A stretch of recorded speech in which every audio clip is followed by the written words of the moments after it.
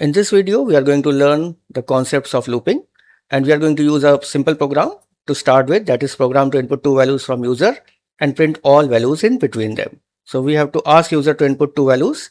So let's take first value, and we will also discuss that what are the common mistakes students make. So for taking the first value, a is equal to int input, enter first value. Okay, so generally we have seen that when the students are writing the program, they are missing this last bracket and they press enter and the cursor moves here. So whenever your cursor moves towards the right side, you should know that some mistake has happened in the previous line, and that is most common is closing bracket. So two bracket has been opened and two bracket needs to be closed. Also, that any message you are giving, that should be inside double quotes. Whatever you're writing inside double quotes or single quotes, it is considered as a message that it has to be printed the same way what you have written. And if we are if you have to print any variable, then that should not be inside the double quotes. Okay, so let's see. A is equal to int input, enter first value. This int we have to use whenever we are taking number from user, because if we don't use int, it will be considered as text or string. So after this, we will be asking another value, that is, and for this we will take different variable. B is equal to int input, enter second value. Okay, now what we have to do, we have to print all the values. So to print all the values, we are using for I in range A comma B. Okay, let's understand this one first. For I in range A comma B, it means that I'm writing it here, as long as I starts from A and does not reach B. Okay, so we can say that it is starting from A, and as long it is not reaching B, the loop will continue. Means whatever statement you are going to write below, it should continue like the same. It means that value of I will start from A and it will start getting one next value after A, then A plus 2, A plus 3 till it reaches B. Remember that when we are giving for I in range A comma B, the last value, the second value is not included. So if you are writing 1 comma 10, it will only move up to 1 to 9. So if you also want that B should be included, then B plus 1 you have to write here. Okay, so this is the meaning of for I in range A comma B plus 1. So all the values starting from A to B, these value will one by one get into I, and as long this process will continue, the statement below it will execute.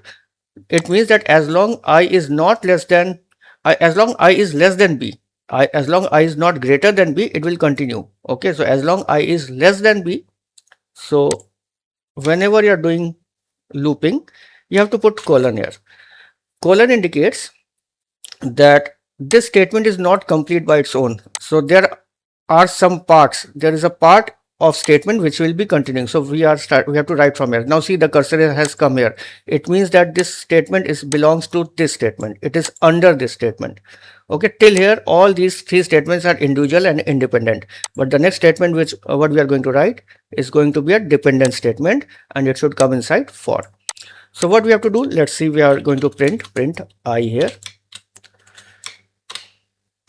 and if I'm running the program, so enter first value, I'm giving value 20, enter second value, I'm giving 30.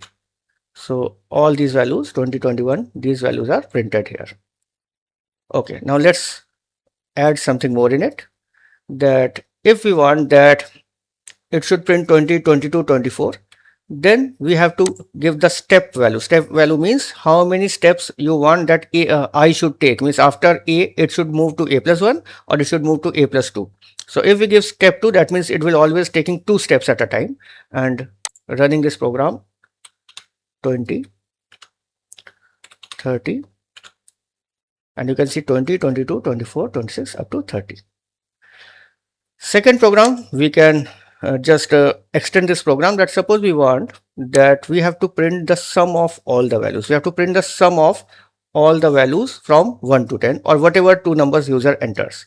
So in order to do so, create a variable in which you have to store a sum, that is s equal to, and you can initialize it with 0, because you are going to add all the values of I into s. And I'm removing this statement, and what I'm going to do, I'm going to add the value of I into s, that is s equal to s plus I. So first value of I will be added to s, then s will become something, and again next value of I will be added into the same, that is s plus I. So we are adding the value of s to I, and we are passing that, and we are updating the value of s. Okay, now suppose, let's say that we are giving value 1 to 5. So s is starting is 0, then 0 plus 1 will become 1, then 1 plus 2 will become 3, and s will become 3, then 3 plus 3 will become 6, and 6 plus 4 will become 10, and so on, and 10 plus 5 will become 15. So s is getting updated each and every time. Let's see whether we are actually updating or not. Now let's see here. If I'm writing s equal to s plus I, and I'm going to write print s. As you can see, there's some indentation error is still coming. Okay, that means we have to make it. Let me check again. I have entered here and the cursor is moving till here. Okay, let's see. I'm running the program. You can see unexpected intent. This print statement is giving you unexpected intent. So we have to indent both the line, in both the statements should be in the same line. That is, indentation should be same, because both are belonging to for statement. Now I'm running this program. 1 and 10, and what you are getting now, 1, 3, 6, 10, 15, 21, 28, 36, 45, 55. So this 55, this you can see that it is getting the sum and it is printing immediately. What if you have to print the final value or the final sum? Not each and every sum you have to do. It is not, you don't want it cumulative, then we have to print the final sum. And if we have to print the final sum, this statement should be outside the for loop. Okay, so when it is outside the for loop, it is now independent statement, it is not dependent on for. So if I run it again, 1 and 10, we are getting the final value as 55. If you have to add some message to it, so you can add message, sum of values from A. See, this is variable and its value has to be printed, so it should be outside the double quotes, and B